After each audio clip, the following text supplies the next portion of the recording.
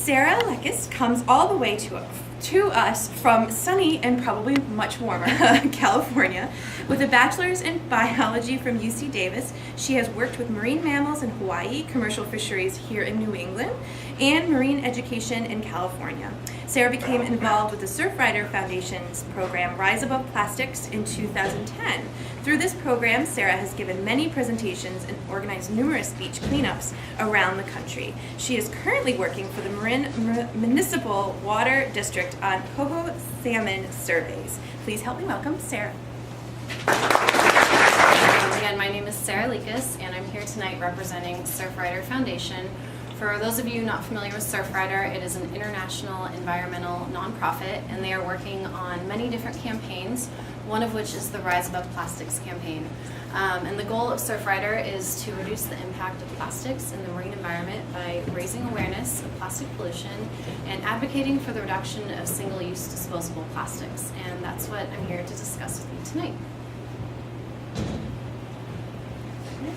So real quick, just an agenda of the 5 topics I'm going to be covering, and we'll start right off with history. So we did not always live in a plastic society. My first question is, when did plastics become so popular? And if you look closely at this photograph, the clothing may give a hint of the time period for when this picture was taken. And it was in fact taken in the 50s. This was on the cover of Life magazine in 1955. So the reason that plastics became so popular during this time period is because of World War II. Shortages accelerated the production of synthetic materials for rubber, rope, metals, and paper. Now, after the war was over, it was realized that plastics could be used for many common household items. And plastic, it was touted a miracle product. It had many uses, and it could be strong, it could be hard, light, any shape, any size, and it was very durable. It lasted for a very, very, very long time. So the thesis of the article in Life magazine was that a housewife would be much more efficient if she didn't have to waste all this time washing dishes. She would have all this time cleared up to do laundry or cook or do other chores around the house.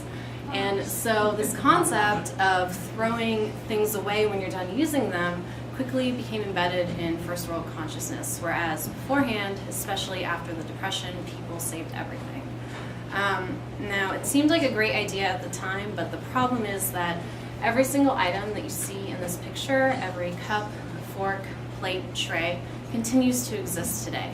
In fact, every single piece of plastic manufactured continues to exist on Earth. So scientists have not yet discovered a microorganism that can break down plastic. So even as it breaks into smaller and smaller pieces, even if we can't see it, it's still in the ecosystem, and there are animals out there that can eat it and that can contaminate it. So one thing I do want to mention is that plastic has done a lot of great things. Because it is such a durable product, I'm very much appreciative for my car, all my electronics, everyday items such as a toothbrush, things we don't think about. Most toilet handles are made out of plastic to flush them. Very appreciative for those, and plastic has done wonders for modern medicine. These are things that plastic should be used for. So what I'm really focusing on today is these single-use disposable products that have become so commonplace in our society.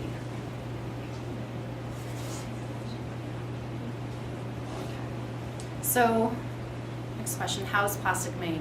The first question really should be, what is plastic? So the majority of Americans, that question puzzles them. So plastic is actually petroleum-based, which as we know is a fossil fuel.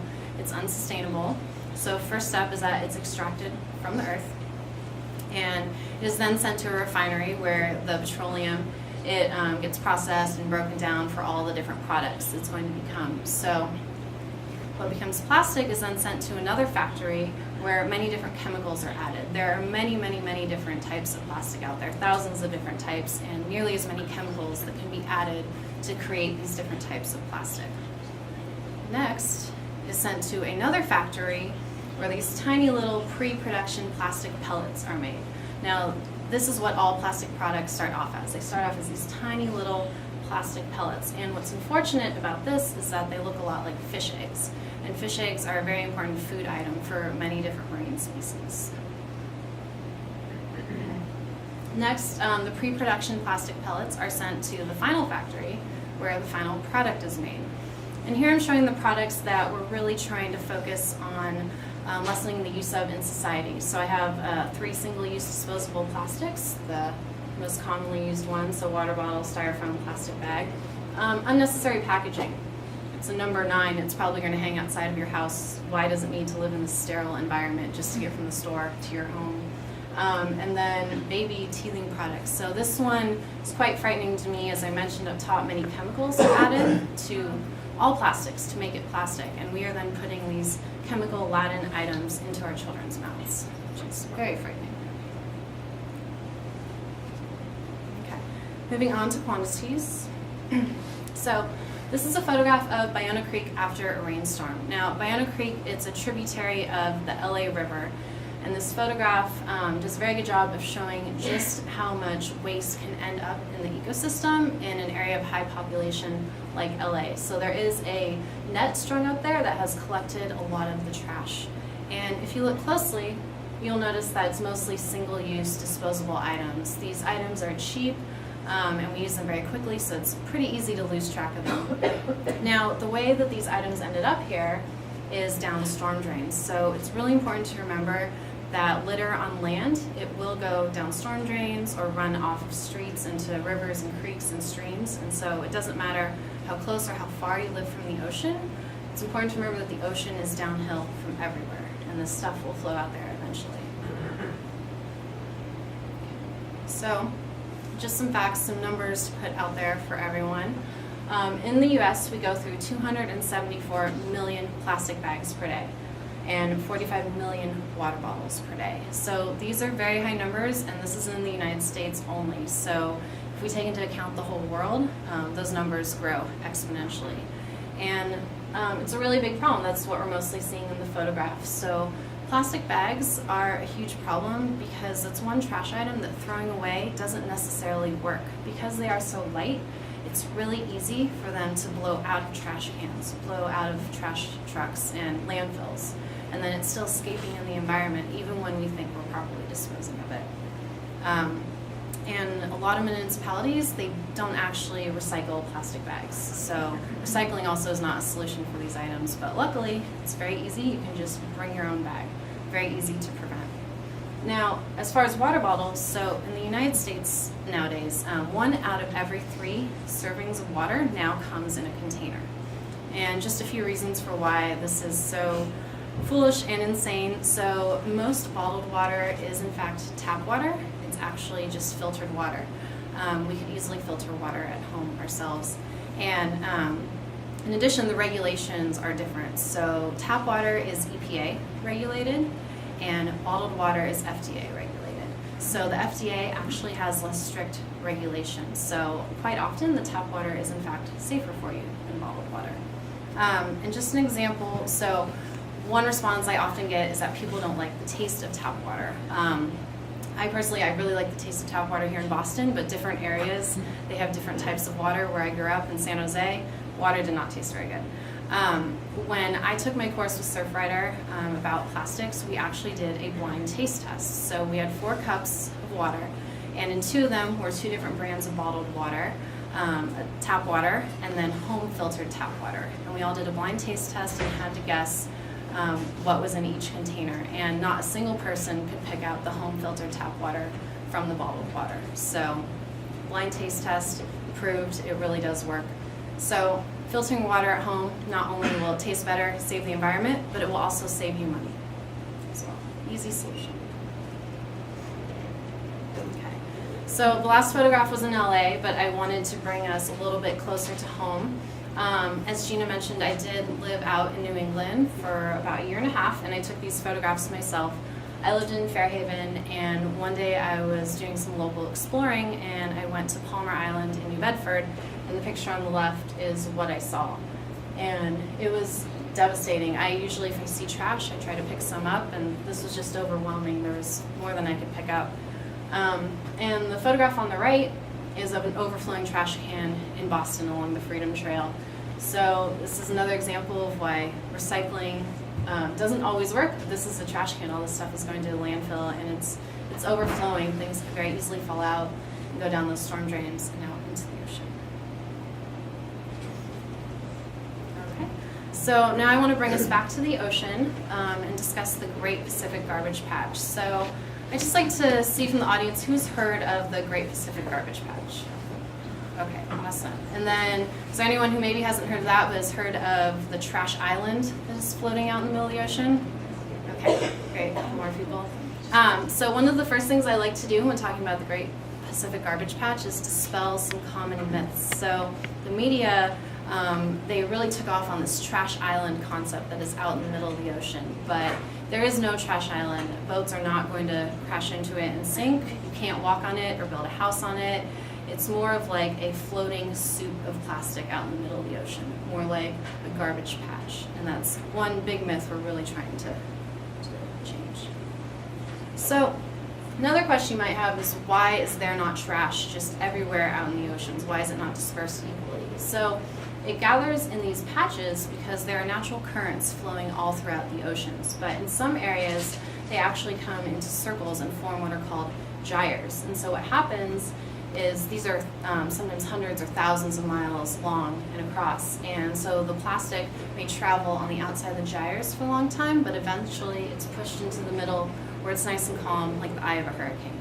And so that is why these trash items are kind of collecting in the center where it's very, very calm.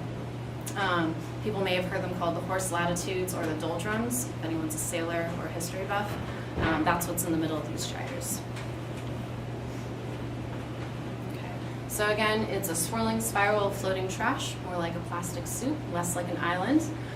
It's about 2 times the size of Texas. This is just an estimate, but the Great Pacific Garbage Patch is most likely the largest one in the world, which is why I focus on it here today. And so it is about 90% plastic. The reason for this, most plastic is light. It's floating, so it's easy to see. Other trash items may sink. Plastic is also very long-lasting, so it's not biodegrading, it's not breaking down in the environment, so that's why most of it is plastic. 80% land-based, so the majority of the litter is coming from consumers, from us on land. That means that only 20% of it is being dumped either accidentally or purposefully by military vessels, fishing vessels, cargo ships, etc.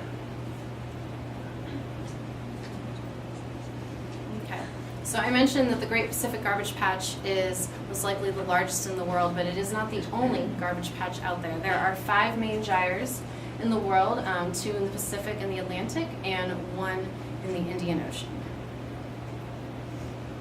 Now we go back to the Great Pacific Garbage Patch.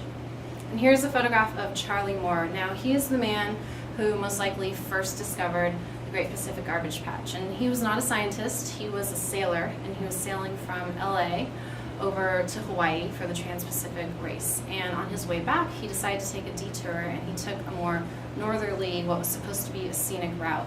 But he came upon just miles and miles and miles of trash for as far as the eye could see.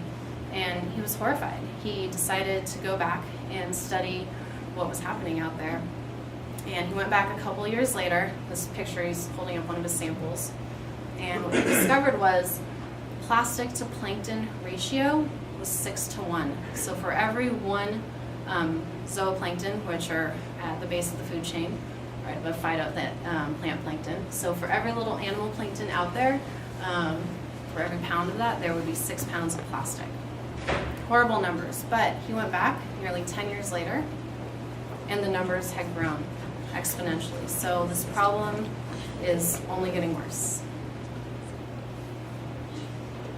So here's a close-up of what Charlie Moore was collecting, and as you can see, it really is like a plastic soup. What's happening, I mentioned that plastic does not biodegrade. No microorganism is consuming it and able to break it down, but it does photodegrade. So the heat or sun will cause it to become brittle and start to break down. So we have a lot of small pieces, but it is important to remember, no matter how small, it is still a piece of plastic, it still exists. Again, I wanted to bring us a little bit more local. So here in Boston, the closest gyre is in the Sargasso Sea.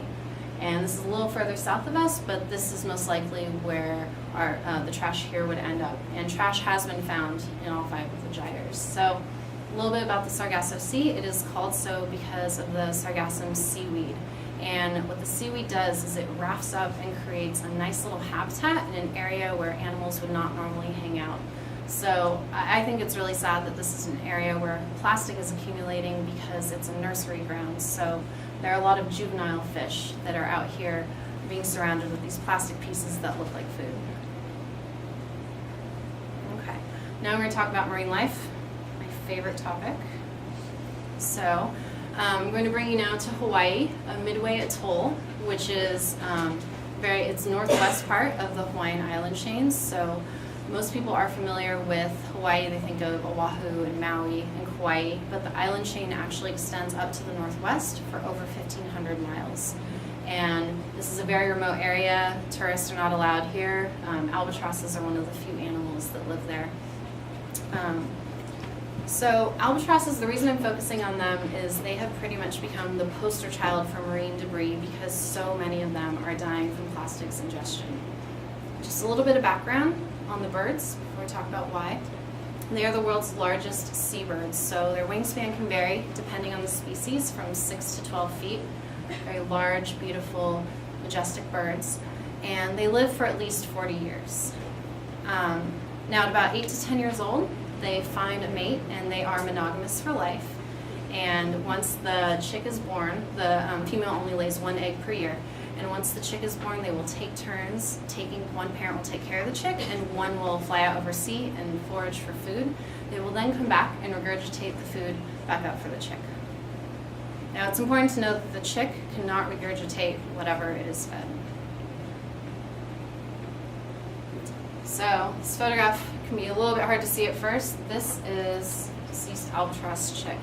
You can see, sorry I did overline something. You can see the upper left-hand corner, the beak, and then the wings extending down. And everything else you see are the remaining stomach contents of what ultimately had killed the chick. So this chick didn't have a choice as to what it ate. It ate what its parents picked up off the sea. So what the parents are looking for as a food source is mostly krill and squid, and these are more reddish animals. So if you look at the photograph, they're confusing a lot of red plastic items with their natural food source. And it's really sad. Most of these chicks, they are dying of starvation, some are dying of dehydration, or some from direct injury of the plastic injuring the stomach. Now, I mentioned they are the poster child. They are not the only animal that's ingesting plastic, but they are one of the most harmed by it. Of the 500,000 or so chicks born every year in the northwestern Hawaiian Islands, about 40% or 200,000 of them are dying each year from plastics ingestion. And as we can see, this is a great example of something that biodegrades and something that does not. So the most tragic part of this is the chick will biodegrade and return back to the earth, while the plastic will probably just get taken back out to sea and get eaten again and again and again by different animals because it is not going away.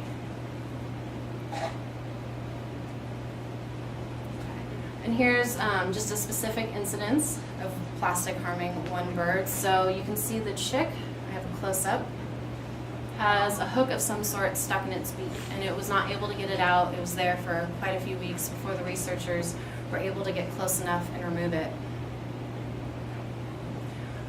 What they found was a plastic hook with some mesh stuck to it. It had probably been used to hold fruits or vegetables somewhere on land. And it's just really sad because we use these type of items every day and we don't even think about it. We just discard them without a thought. It's just another item. But we need to remember that there really is no more a way in this throwaway society that we have created. These so-called mundane items do have an effect on these animals. And these plastic items, they're not just affecting seabirds. So what does this plastic bag look like? Jellyfish. Who eats jellyfish? Certain types of sea turtles. Alright. Not just sea turtles are eating the bags. Marine mammals are confusing them for food. And entanglement. These animals are unable to disentangle themselves from these items. 6-pack ring holders, also a source of entanglement. Really easy solution to these. When I was a child, I was taught to always cut the rings, cut the loops so that they cannot entrap any animal. But there are many other rings that we don't even think about. One I hadn't thought about was this ring. So this is a snapping turtle. There are smaller species of turtle, and this was a ring left over from a plastic milk jug. So when you take the lid off, it's the ring left behind. And the animal walked through it when it was younger and was unable to walk out. And luckily, a happy ending for this animal, so she is still alive. She's obviously deformed, but she did survive. They were able to cut the ring off, but her shell is still in that shape. And so it's just another example of something we don't even think about having a drastic effect. Okay, so if the harm on marine life was not enough, now I'm going to talk about how plastics can harm humans and toxicity. So approximately 84,000 synthetic chemicals have been introduced in the past 50 years. So we are surrounded by them. There's preservatives and lipsticks, there's flame retardants in sofas, plasticizers are the chemicals in plastic, pesticides on our fruits and vegetables. And all this stuff is going into us. The average American body has 100 chemicals in it. We're pretty much a cocktail of exposures. We're one giant science experiment. And the scary thing is that according to the EPA, 95% of these man-made chemicals have never been tested for human safety or environmental toxicity. So what I'm going to do is talk about two different phenomena. So plastics, they both absorb and leach chemicals. First, we'll talk about absorption. Plastics will absorb persistent organic pollutants, and these are other petroleum-based chemicals. A couple examples are PCBs, which are common in coolants, and DDT, which is a pesticide. Not commonly used anymore, but most pesticides are petroleum-based chemicals. So pesticides are sprayed on farms, and due to runoff, a lot of them are taken out into the ocean.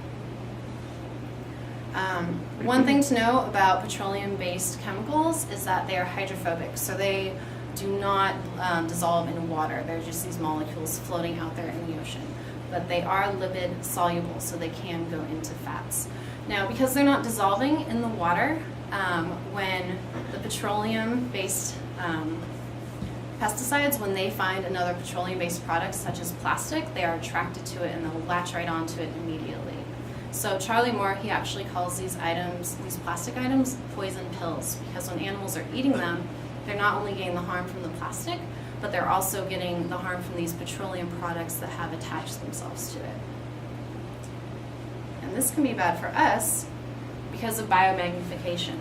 So sometimes there are chemicals out there that will actually, the amount will increase exponentially as they go up the food chain because they are hydrophobic, they are not being excreted through urine or sweat, they are remaining in the fat cells. So you are not only exposed to the chemicals in your surrounding environment, but also the chemicals of the animal that you ate and whatever that animal ate, et cetera, down the food chain. So the chemical concentrations are higher the higher up you go in the food chain. This is more commonly well known with mercury. Some people may have heard that you have to be careful not to eat too much tuna or swordfish because of mercury content. And that's due to being a top predator, the higher up on the food chain you are. Okay. So plastics leach the chemicals they are made of. But we're going to discuss two kinds, plastic hardeners and plastic softeners.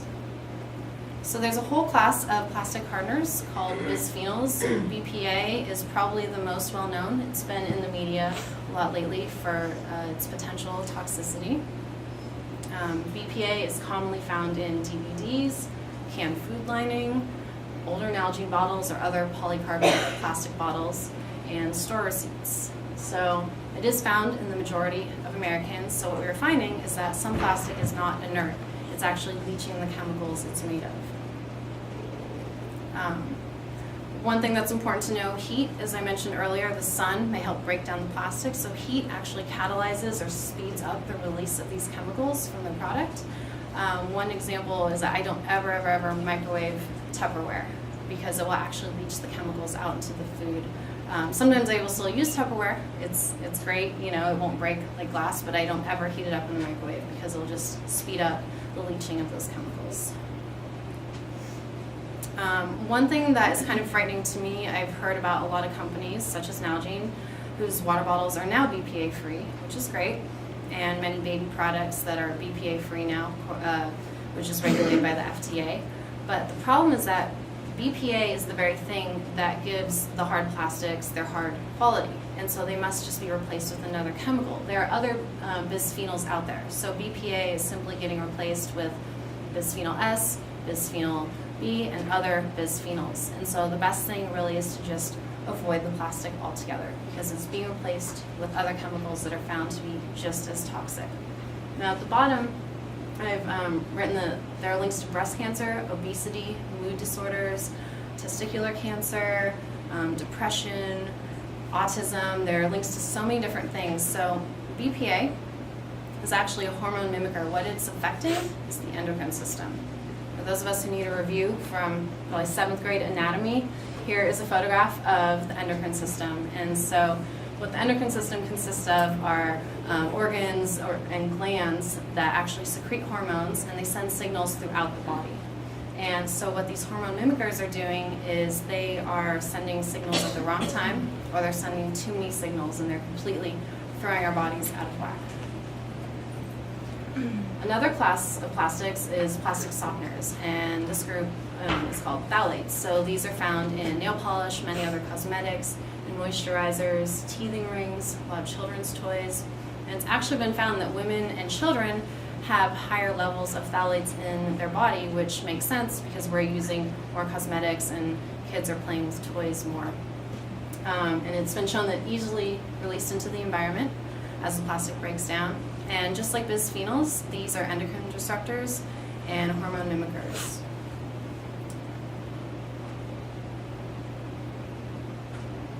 So, why is the government not regulating these items? Why are they so freely found in these products that we use? So there is actually a double standard happening.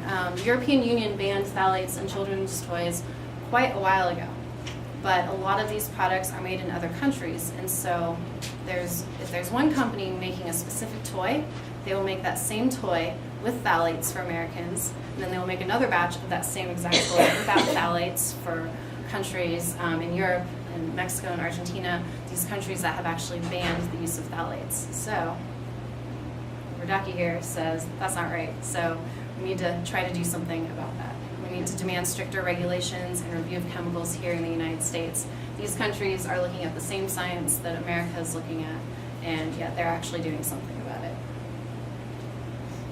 Okay, so if we're not depressed enough already, we're going to move on to solutions and really try to look at some positives that we can do, ways that we can try to change everything that I just showed you. So the number one solution that I hear about is recycling, but in the United States, recycling has not been a viable solution. If you look at this chart, you can see there's a lot less recovery of plastics than we think, and the generation of plastics is just going up and up and up and up, and the recovery of plastics, it hovers around 10%. Only 6 to 12% of all plastics used in the United States are actually recycled. Part of the reason for this is the numbers on the bottom of plastic containers, 1 through 7, is very deceptive. We assume that if we see that little triangle, that it must be recyclable, but it's not. That's simply separating the types of plastic. And most areas, they accept 1s and 2s for recycling, some 3s, 4s, and 5s, but quite often those are simply sent to another country and we don't know what happens to them. Quite often they're incinerated. And very few municipalities accept number 6s and 7s. So it's very confusing. It's not set up very well for the consumers. I do want to say this does not mean don't recycle. We should definitely try, we should recycle, but we should stop putting it as our first priority, and it should be more like a last resort.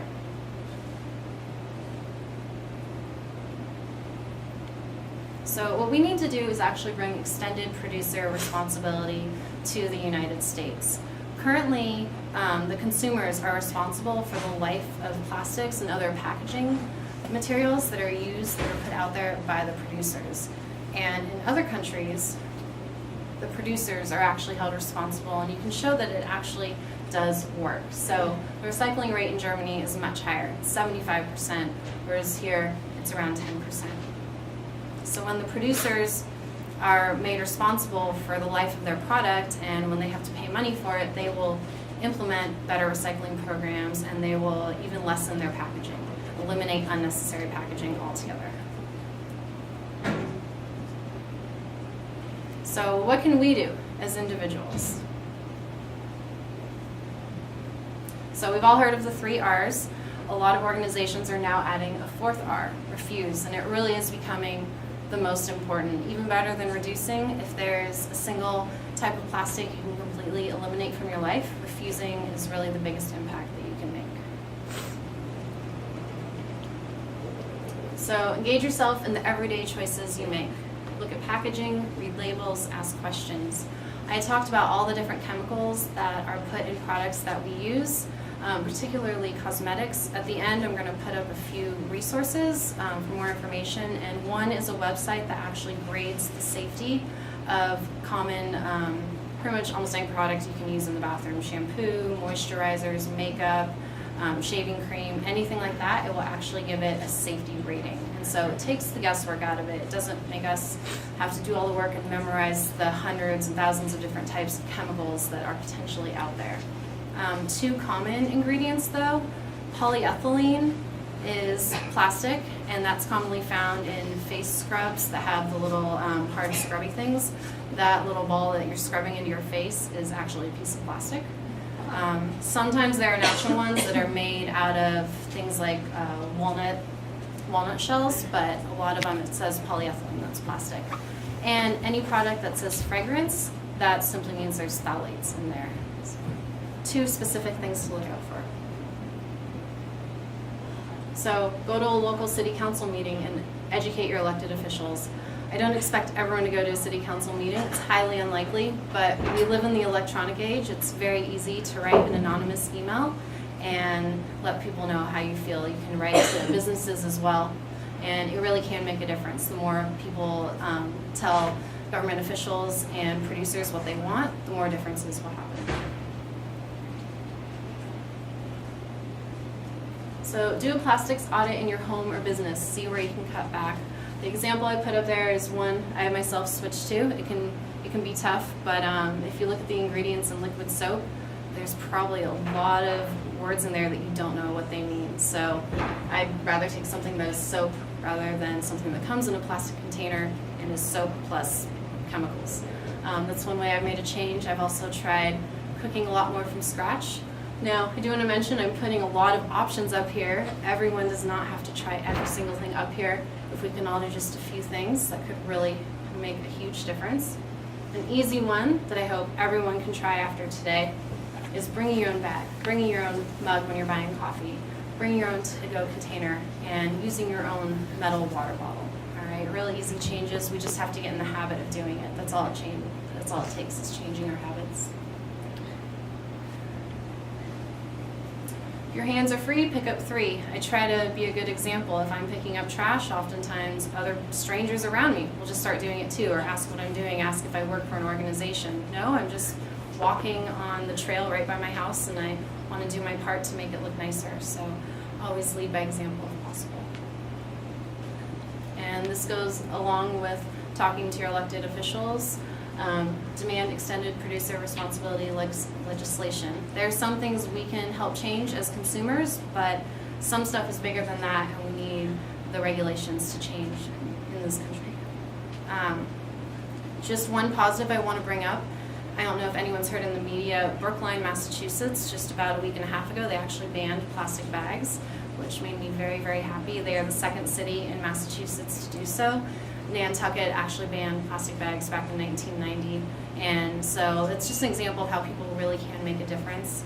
And state representative Lori, I don't know if I'm saying her last name right, Ehrlich, she's actually going to try to co-sponsor a bill to do a statewide plastic bag ban. So this is a good time to really write to your elected officials and try to get some changes made.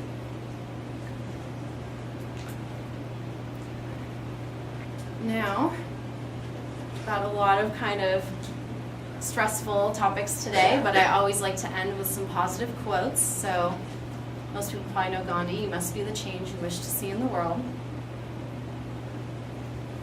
And whenever I feel overwhelmed about what I see around me, this one always makes me feel a little bit better. Never doubt that a small group of thoughtful, committed citizens can change the world. Indeed, it's the only thing that ever has. Margaret Mead. So I want to thank everyone for coming tonight. And